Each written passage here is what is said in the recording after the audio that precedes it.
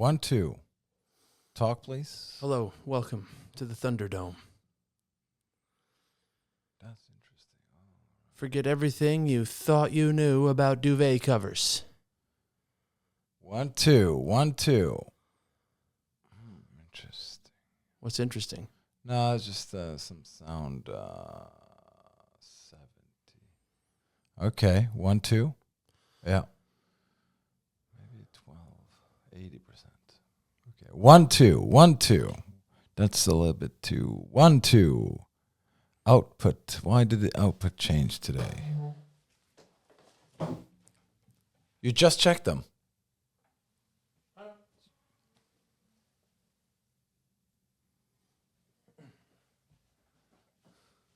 We need a team. Hey, we already have a team. It's just that I don't trust anyone. I have a healthy amount of paranoia. You don't even trust yourself. That's right. That's right. Ladies and gentlemen, speaking... Oh, fuck. Okay, I have to fix this. Sorry. Ladies and gentlemen, welcome to the Truth Train here on your favorite podcast platform. There's a war, there's a famine, there's riots, and there's a bunch of homeless people, and I would say problems in the world right now. And the reason for all of this is sitting right in front of me, the Dex Carrington. It's true. Here on the Truth Train. The cause of and solution to. Many of the problems you see every day. That's right. And but we are here to help. Let's be honest. I mean, people tune in for their daily dose of sanity. I think most people listening can admit that there have been riots and starvation and wars and homelessness and crazy people in their minds for years. True. Now the external world is finally just matching their mind. I think the mind is it's catching up to the world. The external world is now caught up to the mind, I'd say. Right. Oh, yeah, the other way around. That's exactly. Right. Yes. That's right, yes. And so this is the place to tune in, to recalibrate. And, you know, I think a lot of people, if you think there's a physical war with bombs and missiles and tanks and crying children, you're mistaken, because that's just a tertiary war. That's a subset. I mean, it's just that's out in the periphery of the whole. It's to throw the scent away of the real problems. That's right. And what is the real war? The real world, and the real war is about who's controlling sanity. That's true. Right. The sanity war. And there's a guy today who lost his mind. Do you want to hear an audio of that? Always. Here you go. Israel, as soon as we made the deal, they came out and they dropped a load of bombs, the likes of which I've never seen before. The biggest load that we've seen. I'm not happy with Israel. You know, when I say, okay, now you have 12 hours, you don't go out in the first hour and just drop everything you have on them. So I'm not happy with them. I'm not happy with Iran either. But I'm really unhappy if Israel's going out this morning because the one rocket that didn't land, that was shot, perhaps by mistake, that didn't land. I'm not happy about that. You know what? We basically have two countries that have been fighting so long and so hard that they don't know what the fuck they're doing. Do you understand that? Now that's a guy who's kind of fed up. Right. That's a guy where he's out of options at this time. He thought that's a guy in defeat right there. When Trump says the F word, right, which I think is a bad word, right, to reporters, and then leaves and just like honkers down towards his whatever Air Force helicopter. That's a guy who's like, okay, these chess pieces aren't working the way they're supposed to. Right.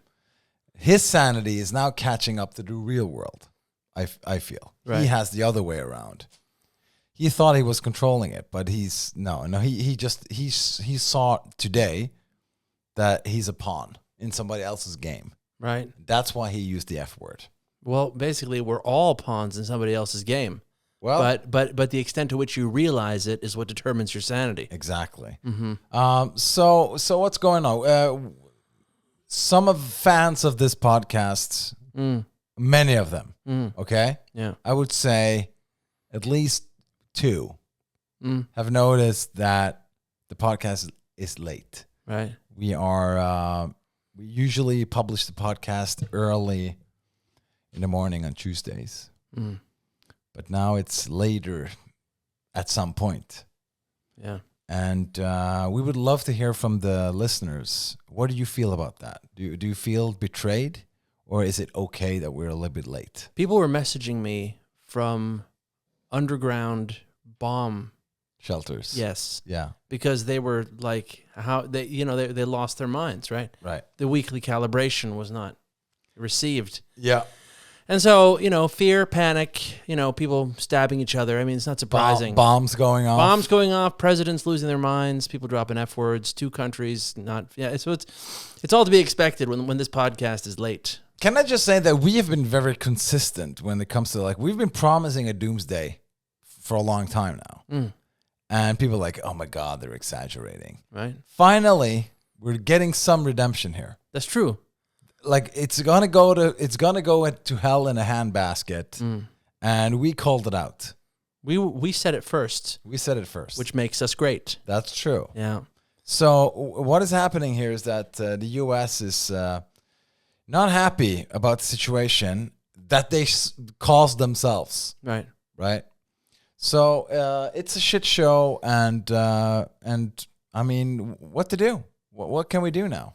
Well, I mean, I got some great ideas on what we can do, and that is focus on other things that are way more important. And such as? Well, here's the thing. I got something for you right here. Okay. Okay. Good. I don't want to alarm you. No. But I mean, prepare. It's a good thing you're sitting down, right? Because yeah. this is really concerning information that I'm about to throw your way at this point. So there's a guy on the internet, and this guy famously said that there is no COVID virus. It's that they put snake venom in the water.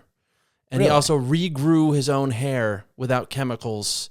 He just stood on his head in castor oil for a month or something. And he does a bunch of, he does push-ups while he's telling people how to live, you know what I mean? Beetroot juice and powders and all kinds of stuff. And basically he knows what's what. Right. And the mainstream people are gaslighting him. You understand? Interesting. That's what he says. So lately, he had a post, and that post was as follows, and it was about water. Okay, so basically, people I always thought that I drank water to become hydrated, right? Well, I couldn't have been more wrong. No, and it's just terrifying to realize just how wrong I was. Here we go. So it's a post. His name is Andrew Kaufman, MD. Right now, if he just threw MD into his name, or if he's an actual doctor, we don't know. But the post starts off like this. It's a bunch of these things. You swipe to the next one, and it starts off like this: everything we've been told about water is a lie. Finally. You know what I mean? Yeah. Finally, somebody calls it out. The water lobby is now shaking in their boots. They had it coming. Yeah. They're peeing in their pants. That's right. Now, what I love about that sentence is, right, first of all, everything you know about water is wrong. Right. That's the first thing you got to take in. But it's one worse than that. It's not like misinformed people tried their best to give you good information about water. They purposefully lied to you this whole time. And not about a few things about water. There's not a few things about water that are off in your segment. Everything you know about water is a lie. Okay? I'm listening. Okay, see? That's exactly what I thought too. I'm listening. Yeah. So anyway, then he goes a bit more into this huge lie, what is it they call it? Is it in communism they have the noble lie? Or is it dictatorships in general? They talk about the noble lie, And apparently that's what water is. Anyway, a few more frames down. He goes, water is essential for our bodies. I go, okay, well, thank God I'm not totally off track. Yeah. But not for the reasons you think. Oh, my God. I know, right? Right. So again, right? I mean, fine. All the wrong people lied to me about water for all the wrong reasons for all these years, and now I'm more confused than ever, and he's going to come help me, right? And then he goes, water's essential for our bodies. Well, thank God it wasn't all a lie, but not for the reasons you think. You see? And again, what to do here?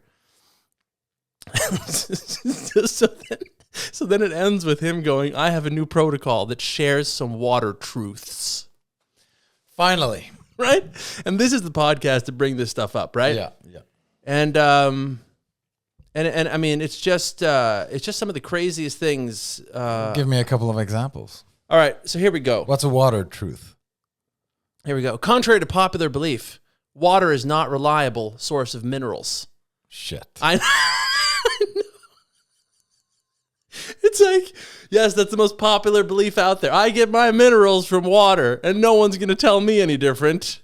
And then he goes, that's a myth that's been widely repeated, and it keeps people confused about the kind of water to drink, how much they need, and how it actually supports the body.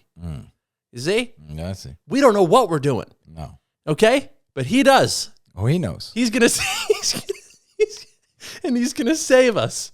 So here and then he goes like, most of what we've been told about water is extremely misleading.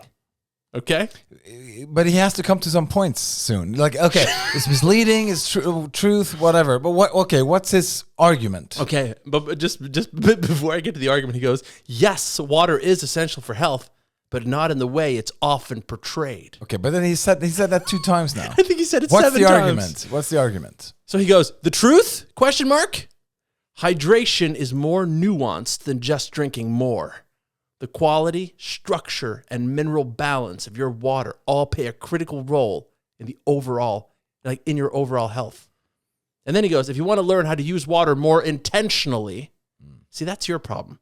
You've always been using water unintentionally. Yeah, I've been like drinking water without knowing it. No, but also with no intention. Yeah. Like, what do I want with this water? Like, I am thirsty, but am I? Yeah, and the water's there going like, what do you want with me really? Yeah. Right? Exactly. What's this really about between the two of us? Yeah, it's like dating a woman and she wants to know where we stand. Where's this going? Yeah. What do you want with me? And so you've been avoiding a difficult conversation with your water for years. Yes. So then he goes, if you want to listen to this one, if you want to learn how to use water more intentionally without all the confusion, okay, comment cleanse below, and he's going to send you his free protocol. So, And this has to do with Iran because it's in the desert, right? It's about water in the desert. Here's the thing. The fact that everything we know about water is a lie, I think is a little bit relevant. People wonder why they feel insane. So true. So you're sitting in Missouri, okay? You're sitting in your trailer park, right? Your best friend Tony just went to rehab, right? And your dad Rob, he fell down some stairs and got brain damage from being clinically dead for 5 minutes. Yeah. And you're sitting going like, why is all this happening to me? Right? Right. And it doesn't dawn on people that it's your relationship to water. But now we know. Like a good detective, you need to know where to look. Who is this again? Andrew Kaufman, MD. He's an MD. Oh, yeah, he's a medical doctor. Highly discredited. Well, I would imagine that's not true. Yes, he's the best one. But since you just jumped into a different subject entirely, Yes, for no reason, it's important because it's a war in the desert and you need water. That's right. That's the connection there. I think so. I was trying to get to a point. Oh, really? With the Iran stuff before you hijacked the whole thing, or sidetracked it. But now we're back on track because nuclear reactors need water. That's true. Intentionally. That's right. Right? That's right. Okay, so everybody's afraid of the nuclear war. Okay? And here's a guy who has really good news about nuclear war and because nuclear war used to be a dirty one. It doesn't necessarily have to be. I think we can relax now if there's a nuclear war because this guy has news. Modern nukes don't have the radiation problem. Really? You'll still blow to smithereens, but yeah, it's a different kind of weapon than the Hiroshima and Nagasaki. Nuclear weapons, if they're exploded, don't have a radiation problem? Not if there's hydrogen bombs. Not in the way that we used to have to worry about it with fallout and all the rest of that. What you really have to worry about is being vaporized, and after that, if you're not vaporized, blown to bits by the shockwave. That's a way bigger problem that you're going to have. Modern nukes. That's Neil deGrasse Tyson. Really? That's Neil deGrasse Tyson. Telling us how it is. And when you have a nuclear war, you need a lot of water, by the way. Right. You need water. You need to shower the fallout. You have to wash yourself with iodine and that kind of stuff.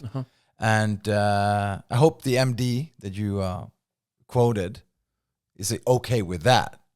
Like you have water and that you can use water to wash off the fallout. But isn't that good news that a nuclear war doesn't necessarily have to be that bad? All we have to worry about is being blown to smithereens. That's all you have to worry about. Finally, like a reduction in problems. And I don't think that's a big problem. I got more problems now. Hey, I got problems. Yeah, dude, bills, like, you know. Bills. I have a bicycle I have to fix. I Yeah. have a boat that I need a rope and stuff. You know? Yeah. So there's a lot of stuff going on. So I think this is good news. So if now there's a big war in the Middle East, isn't that a great thing? That it's not necessarily that much. You can be in Dubai, looking over at Iran, being blown to smithereens, and you can enjoy a cocktail. And okay, it shakes a little bit in the glass, the martini glass you have.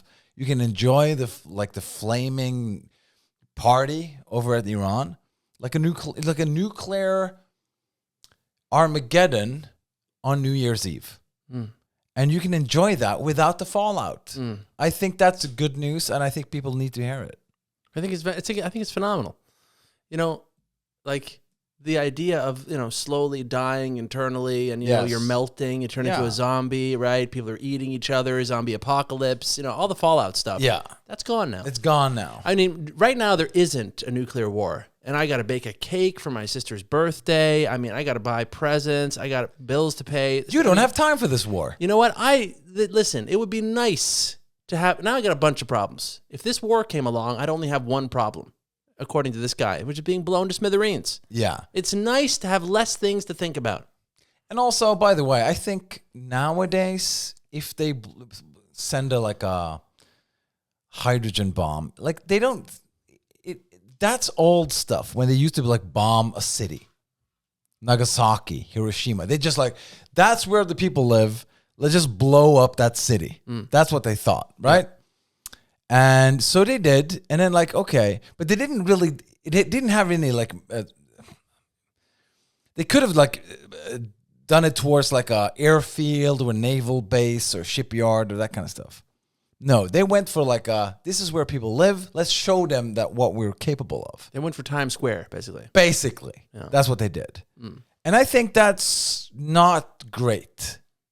That I would advise against that. If I had a great weapon, I would show them how it cuts before I really cut them, you know? Yeah, yeah. So if it was me, Enola Gay, who dropped one of those bombs, or both, I guess, Fat Boy and what was it? I thought it was Big Fatty and Little Bubba.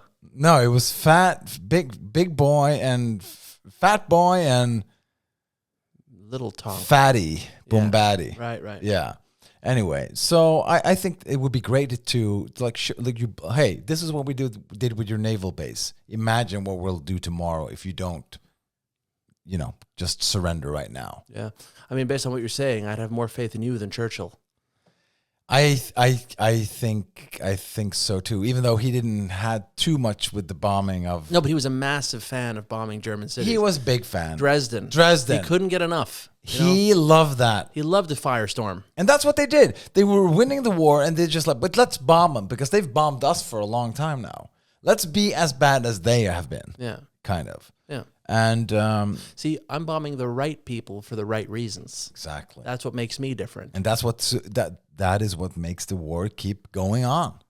Because when you think that you're the right person, you can be as bad or worse than your enemy because everything is Machiavellian. You know, another upside of optimism that people tend not to notice, right, is that physical wars, people run out of weapons, they run out of soldiers, they run out of spirit, they run out of bodies, they run out of buildings. They end naturally. Yeah. Unlike the sanity war, which is perpetual. Yeah, perpetual. It never ends. It's not meant to be won either. And not only that, but people don't even know they're in it. That's true too. Right. There's a lot of people. Look at all the people outside, screaming around. The fact that this is the only broadcasting program that lets you in on what's going on with the sanity war, I mean, that's a testament. Okay, so what was the name of that doctor of yours? Andrew Kaufman. Andrew Kaufman. Kauf. Andrew Kaufman. Yeah. He's Kaufman about water, right? Well, everything you know about water is a lie. Everything you've been told is a lie. The Water Cure by Dr. Andy Kaufman. Can I see him? Yeah. And so today I want to talk about water fasting. That's him. Because we were just at Health Freedom for Humanity conference together in Kansas and had really fun time. Why are always these people from the U.S.? Yeah, but Can somebody explain to me, please? Yeah. Why the fuck is hey, there's a new cure. I only eat liver. I only eat meat. I only drink my own pee. I pee on homeless people. Yes, that cures cancer. That cures everything. Why are these people always from the U.S.? Because it's the home of the brave. Shit, man. I know. It is always like, hey, I'm married. My man makes enough money for the both of us. So I'm just bewildered on the internet, just like walking, like a doctor says, that I should be peed on by my neighbor. Time hanging out. And I got to hear all about, off stage and on, all about Andy's experience with a 26-day water fast. And I was riveted. Water fast? No, it's a different thing. His water fast is one thing, but he's talking. Imagine if I just went like, listen, everything you know about oxygen is wrong. Yeah. Right? I mean, you should skip every other breath. But seriously, like it's genius. You should stop breathing right now. It's toxic to breathe. Toxic. Yeah. Feeling that like subtle sense kind of descend upon me that, okay, now I got to do this too. I think we've both known for several years that the current allopathic healthcare system is really not accomplishing what we thought it was, right? We've both been very skeptical and come at it from that direction. And so while I have been analyzing and critiquing germ theory and other theories related to biology and medicine, I've also been fervently studying how people can truly heal, how biology really works, which you kind of coined the new biology, and I love that term. So he loves that new term, new biology? Yeah, but how biology really works. I love new biology. No, but see, the thing is, like, everything we know about biology, that's old now. Fast, you're doing a number of things. So one thing is you're shutting down digestion so that your body can now divert all of its energy towards healing. And of course, that means you're not putting more things in the body for the body to have to get rid of as well, like more toxic things. So such as what?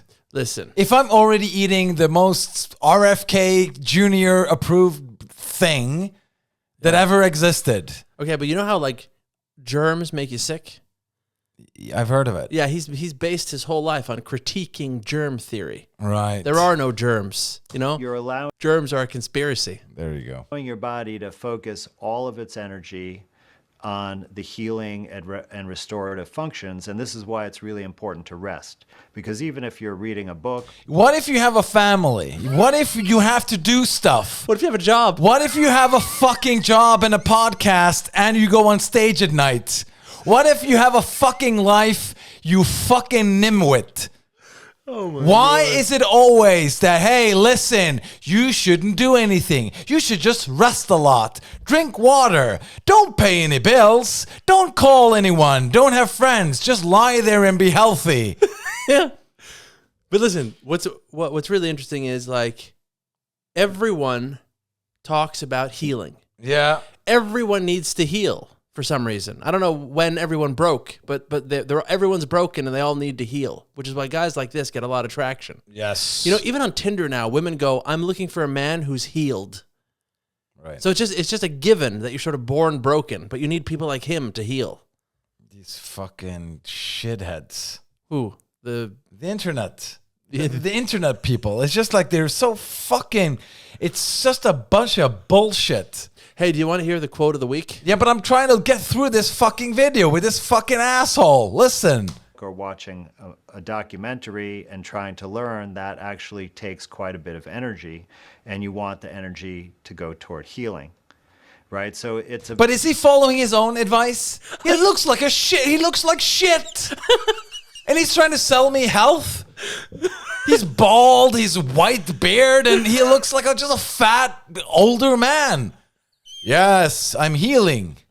it's almost like being on a a Vipassana retreat if you really embrace it. And that's really key. So when this new water gets into your body and your body is getting rid of these contaminants of the water, it essentially transforms and replenishes the water in the various compartments in your body where it's needed. So, for example, even though I had a pretty healthy lifestyle, I noticed that I had a little bit of edema in my ankles at the beginning of the fast. And actually, it was Lauren Lockman who said to look for this, and then I saw it. And it's when you remove your sock that you see little indentations, and it's not a big deal, but it was there. And why is it there? Because the water that's in the tissue when it forms that edema, and this is the swelling where you can put your fingerprint and kind of see it there, or the print of the sock elastics. That is he's curing the marks around your ankle when you put socks on and off. Right. That's what he does. By not eating for 26 days. Hey, when you take your watch off, do you have like a mark after you have your watch on? Yes. 26 days of water will cure that for you. Yeah, that's right. I fixed that. Okay, it's 10 seconds more. Is bulk water. That water is denatured. It's not in that liquid crystal structure at all because it's contaminated. And as I went through this process, within just days, completely disappeared. Wow. That's bulk water. It's all contaminated. What a doctor. He made his socks, stretch mark or whatever, go away. Yeah. What a guy. Dr. Andy Kaufman. Yeah, see? Andy Kaufman. That's not it's like a joke from Andy Kaufman. Yeah. But I mean, isn't it impressive that like, here's the thing, like, imagine just like the balls you have to go out there and just tell the whole world, like, oh yeah, sure, there have been like 6 million generations of humans before me, but everything they were all told about water was a lie. I have the truth about water. You see? You see the genius of that? There's another one. The psychiatrist who calmly denies reality. Okay. I mean, what's going on? What's that? Dude? Who's this guy? Is that the same guy? I don't know. Yes, it is. Dr. Andrew Kaufman made the rounds in the early days of COVID-19 pandemic. Of course, there's a bunch of pop-ups. By claiming the virus did not exist. Now he leads anti-maskers in public demonstrations and tells hundreds of thousands of YouTube users that everything they know about medicine is wrong. But okay. Let's take a step back. So the headline is the psychiatrist who calmly denies reality. That could be a smear. Yes. Okay? Yes. That could be like, oh my God, he's an idiot. Yeah. But it's a funny headline and it's an eyeball catcher. Okay? Yeah. Sure. Okay, let's go into the weaves here. It's alarming to find a popular medical doctor on the internet who claims that the appendicitis, a common inflammation of the appendix, which can lead to sepsis and death, is no big deal. Right. Okay.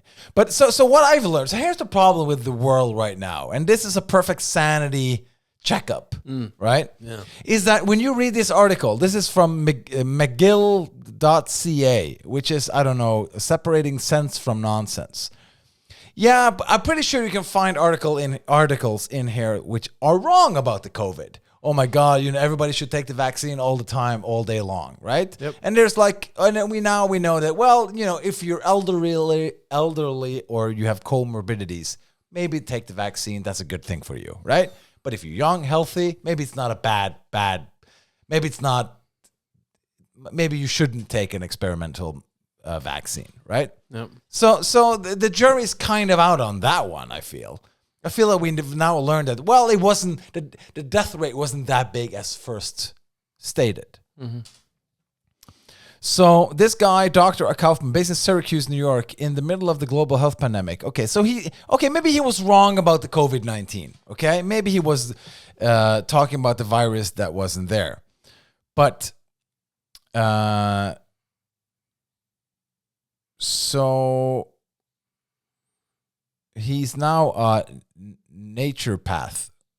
Naturopath? What is it called? Naturopath. Not naturopath. I think so. So he was a doctor and now he's a naturopath. He charges $750 per consultation. Oh man, that's a genius move. And $1,750 for the premium packages. No. Where you get no water at all. Where he stops you from drinking water for longer. He stated that technological advances in medicine are only superior to natural methods. If your bone is sticking out of your shin, that it's wrong to be synthesizing drugs.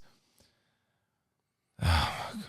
Yeah, Okay. but anyway, but you know, like he doesn't like psychiatric drugs, right? So I will follow anyone to the death who doesn't like psychiatric drugs. So he means toxins is from everywhere. We get them from clothes, shampoo, and the food supply.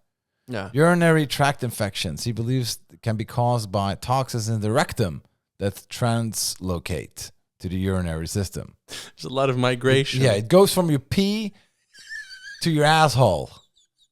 Or the other way around, whatever. Yeah. He recommends cleansing. Yeah. You recommend stuff, you know? People respect him.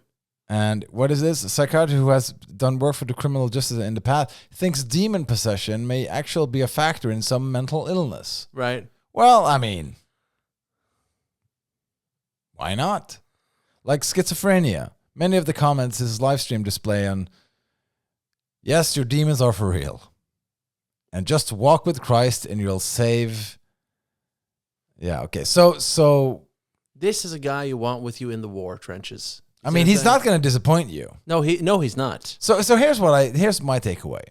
I think he really believes what he says, right? Yeah. So which means he's not a liar. No. But I think also he's like, wow, there's a lot of gullible idiots out there. Can I get like $750 per consultation?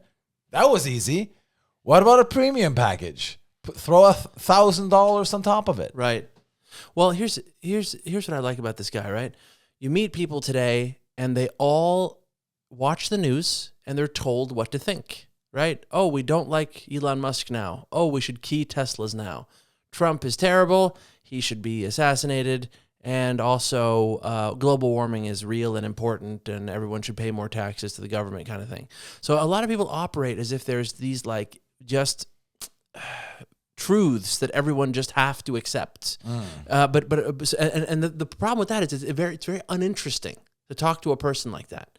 And what's interesting too is that the people who are the most closed-minded, right, who just says like, no, the vaccines work and that's important, and like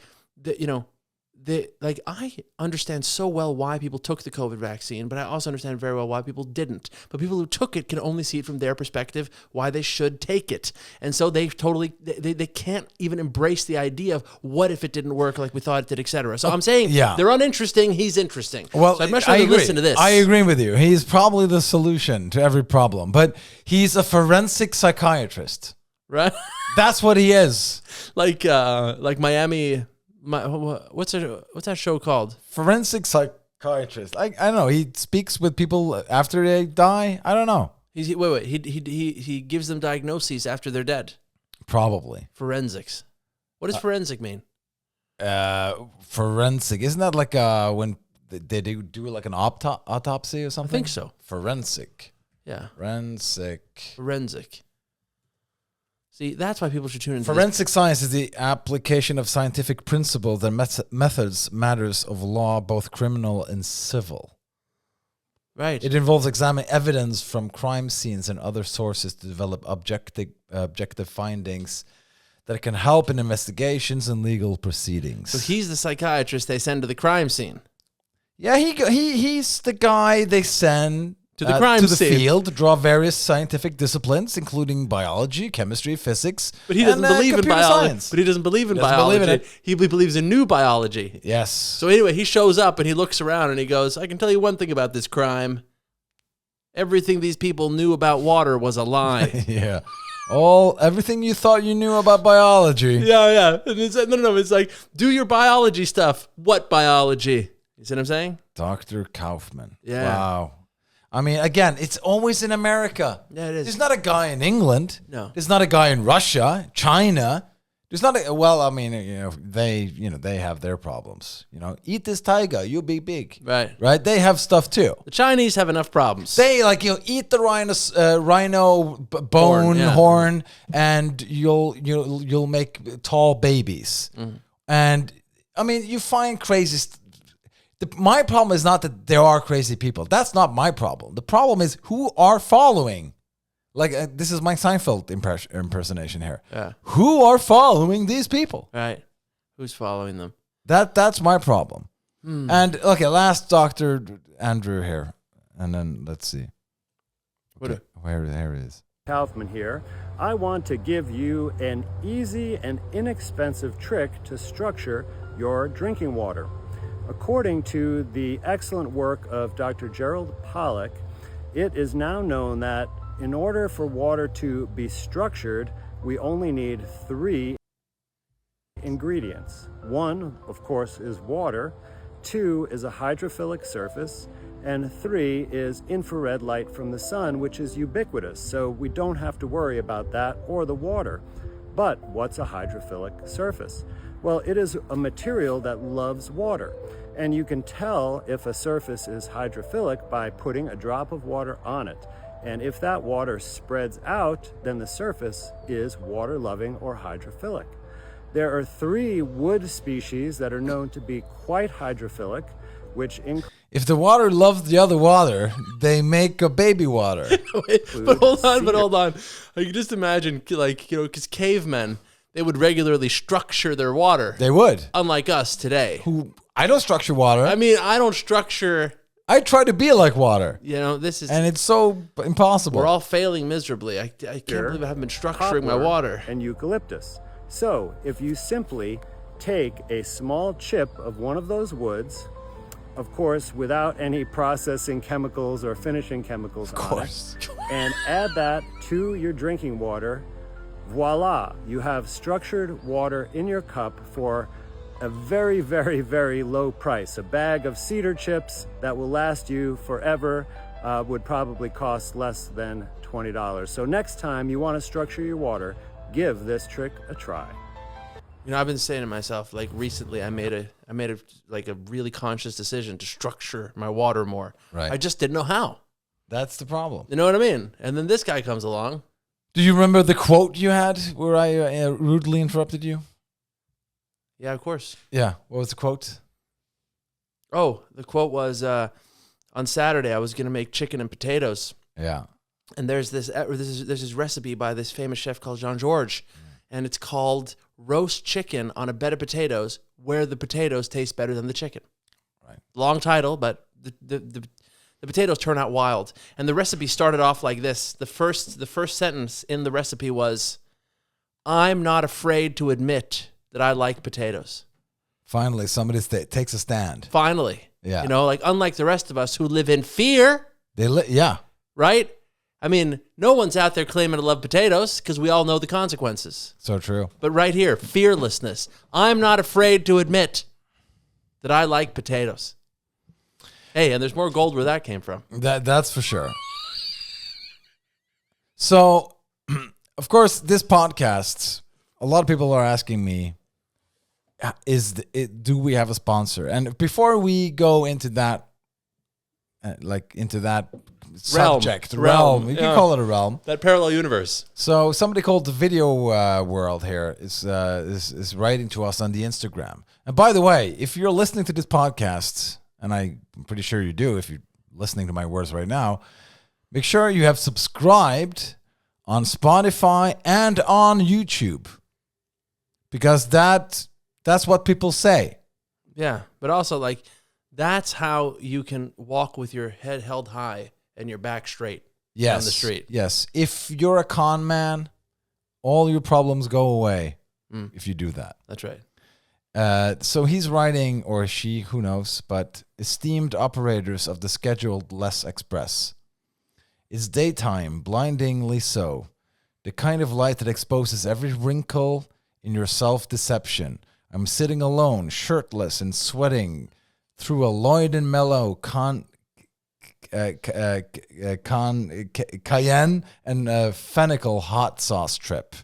You know, the one that tastes like divorce papers soaked in mescaline. My tongue's doing parkour. My ego's malting. All of this was timed perfectly for the drop. But the train never comes. So now I'm just sitting here peeking hard. No set, no setting, no departure. Just me and the blistering sound of my own nervous system trying to call to customer support. Instead of the unstoppable truth train, I find myself stranded on the edge of nowhere. Ticked clutch like beliefs, staring down rusted tracks that vanish into the heat shimmer. No truth, no train, no timetable. Just the slow realization that the schedule was a myth, and the whistleblower took a wow of silence. But then it hits me. Maybe this is the truth train. Maybe I've been on it the whole time. No whistle, no welcome, just a slow, hallucinogenic crawl through unfinished thoughts, missed signals, and the flickering neon of memories that might not be mine. A journey with no conductor, where the only station is the one you invent to stay sane. I spiral. I interrogate the fridge. I argue with a dying plant. I Google, can chili possess a man? The neighbor's dog keep barking at me through the wall. I bark back. He gets it. Eventually, I lie down on the floor like a failed prophecy, sweating, twitching, waiting for something to arrive that never intended to. Outside, a lawnmower starts. Inside, I dissolve. Just another man who bought a ticket to nowhere and overdressed for the arrival. Let me know when the next train rolls through. I'll be there, chewing on the echoes. Well, all I have to say to that, I hope you love the Lloyd and Mellow hot sauce. Yeah. Obviously, it's a trip. Obviously. I mean, that's a pretty standard review for Lloyd and Melon hot sauce. A little bit short, I would say. Obviously, this man has not tried the Scotch bonnet and ginger. Yeah. I mean, that was one of the best manifestos I've ever heard. Yeah. That guy is going places. I mean, this guy, fearless, ruthless, dependable, reliable. That's true. This is a guy I would have babysit my kids. This is a guy I would loan big sums of money, but I don't want to know what he's investing in. Yeah, I don't even, and not even that he asked for them. I just want to give him the money and make this happen. Yeah. Like build something. Do what you would. Do what feels right with Here's this. $1 million, build something and come back to me. Yeah. Right? And keep writing about it in this format. And keep putting hot sauce on everything. Yeah. Yeah. Man, our fans, huh? These are the fans you have. And it just shows you who are listening who are like, wow, that's quite a poem right there. Well, it's pretty standard if you're listening to this podcast. We're used to it, He's been listening to all the episodes. And like that, so can you. Yeah. You can also become that great. You can also be great. Yeah. Just tune in weekly. But that guy, it's funny. It's a funny story. That guy here, he, a week ago, couldn't read or write. He had permanent brain damage. Yeah. From conception, basically. Yeah. And then he's now an older guy, and they gave him somebody accidentally gave him a hot dog with hot sauce on it. Right. And they put that on the dog and shoved it in his mouth, and he's now writing poems to us. That's true. And he's now writing poems to all the right people. Yes. Yeah. Yes. So Lloyd and Mellon solves all of your problems, even the ones you didn't know you had. I bet he's being headhunted by all the major banks. That's for sure. I'm pretty sure CIA. Lehman Brothers are calling him. Yeah, we need to get this show on the road. Hold on, man. I mean, dude, listen, he's grasping at the echoes at the end there. That's beautiful stuff. I mean, you gotta love it. And you know, what's interesting is that if you're listening to that and thinking, wow, that's wild, that's weird, you know, that's Fear and Loathing in Las Vegas, that's life in the fast lane, that's a parallel dimension I could never be a part of. I can never be creative like that. No one could. It's a Lloyd and Mellon side effect. That's so true. And Buy so- it, people. Buy it. Buy it online. Yeah. Whatever you do, get your hands on it. Do you want to listen to some of the stuff I wrote down this week? Listen, that's why we're here. We are now we're in listening mode of beautiful things. So, you know, this is a sanity war, and the goal is to win. True. Because the war will never end. There are no winners, or so you think. Exactly. But if you listen to some of my thoughts here, I think we can get places. That's true. First of all, what do you think of this? Popcorn gets a bucket. Chicken gets a bucket. What about cake? No, we're all too fancy for cake in a bucket. Yeah. You see? Yeah. And I mean, listen, I used to like be told by people like, don't talk about this stuff, but I want to walk around with a big old bucket of cake. Here's where I would agree with you, because I thought that's insane. But then I took a step back and I like, wait a minute. What happened to me recently? I went to a burger place where they gave me doctor gloves to eat the burger, because they knew people who eat our burgers, they will be filthy on their hands afterwards, Right. full of grease and everything. So they give you black, like the gloves, doctor gloves, Right. and then you eat the burger, and you don't need to wash up afterwards. You just throw the gloves away Where was this? in a city, undisclosed location. Undisclosed city, huh? Yeah, Yeah. and We don't recommend places in this podcast. we don't. Yeah, they haven't paid us. We're not recommending it. That's true. That's true. They can get in line. Get in line behind Lloyd and Mellon. Yeah. So- and the United States government. True. CIA. So having a bucket of cake, you can have a glove on your hand, Yeah. and then you can shove it in your face. Listen, quarter bucket, half bucket, and full bucket. And it's the size of a KFC bucket. Yeah, and you get like a spoon, and then when you can't reach it anymore, you get in there with your hands. I initially was thinking spoon, but now I know about the gloves. Forget the spoon. You're more of a glove guy. Listen, I want to just dig right in there. Imagine taking a woman on a date. Imagine how freeing that would be. Let's go down to the pier and get a bucket of cake. If a woman can be with you, well, if a woman picks up the phone after that date, you're onto something. I would disagree. I would say if you took a woman on a cake bucket date, and I would go quarter strawberry cheesecake, and I would go quarter Oreo cake. You know, just a half a bucket, right? Get her some gloves. You sit down by the pier. There's seagulls. You dig in. You know, you know what I mean? I think she would tell her friends about that for years and years and years. Like, Yeah, what did you talk about? He didn't talk much. He just had cake on his face. no, we both do. No, She's complicit. She can't say that about me because her face is full of cake too. But the women, they would always eat with a spoon. Everyone's part of the crime here. I think after a while, when she's comfortable with you, she would start putting on the glove on. I don't know. Like, so where are you in the relationship? Are you still eating with a spoon, or are you wearing gloves? are you eating cake with your hands? Is it that? So it's serious. It's serious, right? Yeah. We're basically engaged. You know. Yeah.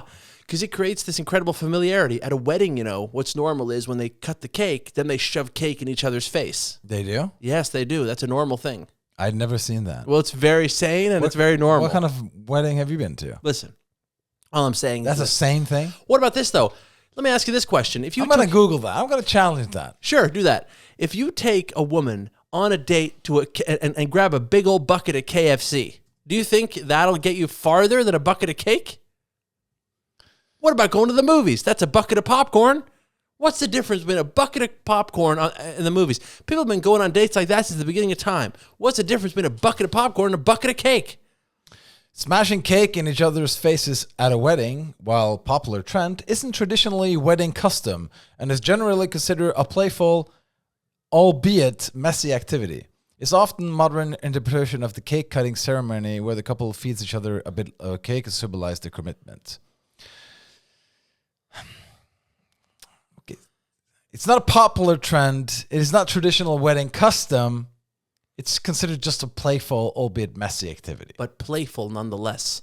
And so, listen, okay, if you're sitting in a movie theater on a date and you got a big bucket of popcorn, you're sharing that with a woman. What's the difference between that and a big bucket of cake? The cake tastes better. Everybody loves cake. Things to consider. Communicate with your partner. Discuss whether you both wanted to participate in the cake smash and how aggressively it should be. Respect the venue. Some venues might have rules about messy activities. Consider your guests. Some guests might not appreciate the mess. Be prepared for the cleanup. Cake smashes can be messy, so be prepared for potential cleanup afterwards. Right. What is this? Okay. This is Google AI. Well, let me tell you, the only thing that really matters, if anyone is serious about their lives, okay, they want to go places, they want to be like the poetry guy and beyond. Yeah? Then you go to Amsterdam, and in Amsterdam, there is a hidden bakery where you can get red velvet cake. Get that, eat your body weight, and pass out. I mean, good Lord, I got good memories from that cake. What kind of cake is it? Red velvet. It's red frosting, red frosting, red frosting, red frosting, and frosting on top. It's the most insane cake of all time. Cake smashing goes back to Roman days and symbolizes male dominance. A cake was smashed against a woman's head, symbolizing fertility and male dominance. That's love right there. It is. Hey, I love you. And then you hit your wife with a cake over the head. That's right.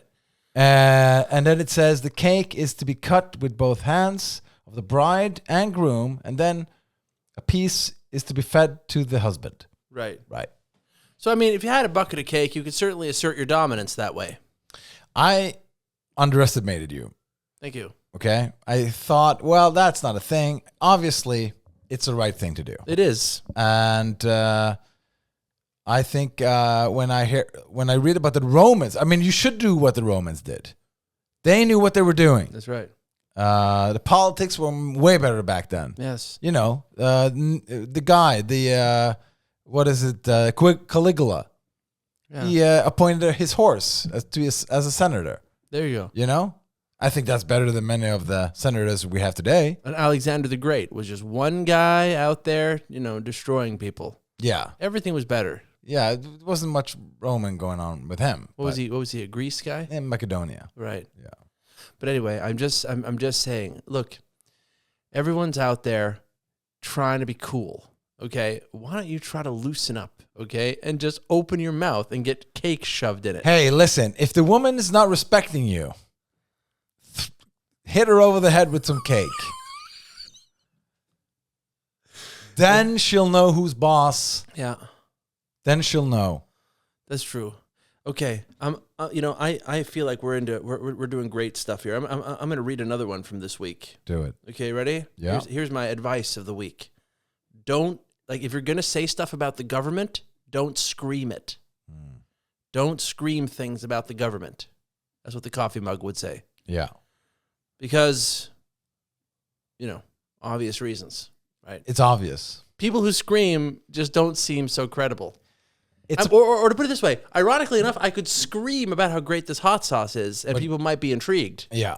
But I can't scream something about the government is trying to poison me. And I have to say that calmly with a suit on. You have to have a suit on. As I told my niece many years ago, I said, if you want to change the world, you can't use like pins or like buttons. Yeah. Destroy communism, like destroy the Nazis, save Greenpeace. Like those buttons, you're not allowed into the boardroom where they make decisions. Yeah. You're not in a lobby group holding us. You need to be in the room with the guys who have air-conditioned offices. There's millions on the line, people working. You got to have a suit on. Yeah. Those are the people who run the world. Why is it always like now? Like it's like 16% of the I don't know if that's actually true, but that's a number that I think I heard. As low as 16% of the people in America approves of U.S. attacking Iran. Okay, 16. Yeah, they voted for him to have peace, not wars. They voted for Trump, like the whole cabinet, like anti-war, peacetime, regime change stuff. No way, Jose. And then he does the opposite. But we decide. No, you don't. You don't decide. You have not decided anything at all forever. And as soon as people know that, I think as soon as people know that you can hit your wife over the head with a cake, when you know the reasons behind things, then you start to, okay, now I get it. It's like it's a tradition. I vote, they do something else. They lie, I buy it. Right? That's the world we live in. Why is it so difficult to understand? Why is it? But what does that have to do with screaming things about the government? Because they don't accomplish anything. The people who scream? Because everybody's screaming. In LA, stop ICE. ICE is ramping up. Yeah. So screaming will always make things worse unless it's hot sauce. You can eat hot sauce and scream. That's fine. People will believe that one. Everyone is on board with that one. But if you wear a suit and say, hey, I am against this legislation, right, that's when people take you serious. Yeah. And you need to own something. Yeah. Hey, I'm a small mom and pop shop. Yeah, go and die. Amazon is going to kill you. Yeah. Okay? That's what we learned. Hey, we're against lockdowns under COVID. It's killing all the small businesses. Well, too bad. Bill Gates bought you already. Bye. We bought the building. You're out. We're a small sports gooding store, mom and pop shop. We've been there 200 years. Not anymore. Now it's Jeff Bezos' store. Yeah. Right? We own your business now. 1 day delivery, same day delivery, right now delivery. Speaking of delivery, that our Australian fans who were demanding or threatening us, they were threatening our safety if they didn't get Lloyd and Mellon bottles. Have you sent it? Yeah. You have? I sent it today. No. Yeah. You did that? I did. What didn't you tell me? Well, I mean, I was saving it. Wow. Right. So this is huge. We're safe. We can relax. I mean, what an ender of a show. I mean, it's phenomenal. And not we only mailed something. We did. No, but like I was just gonna say, like our whole, I've been spending weeks now getting our mail department up and running. Can you explain quick how much it costs in dollars? How much did it cost to send it to Australia from this undisclosed location? It was like $200. $200. Yeah. No. Don't do that. No? No. Okay. How much? Yeah, well, it's funny, but let's she's crying now. It's $22. $22. Yeah. Because if you think $200, she would be dying. Yeah. That's true. Like we can't do that to her. No, it's $22. $22. So all our bodyguards and all our security, we can let them go now. Right. Because their demands have been met. That's great. Isn't it? I think it's great. I think she is. She's gonna text us and give us some feedback. And she's gonna scream down in Australia, and people are gonna think she's insane. That's right. But she's gonna be the most sane, screaming person down there. That's right. And if there's something in Australia they lack, it's screaming and sanity. And sanity. But sometimes the person who screams is the sanest one of all. Absolutely.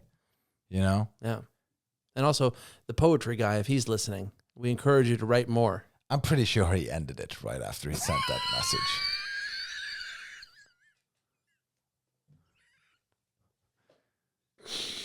He's no longer with us. You don't write that and survive. That's an ender right there. He's waiting for the echoes that never came. Whatever the hell he wrote. He's dead cold. The echoes that never arrived. Okay, God. People. Talk to you next week. Bye-bye.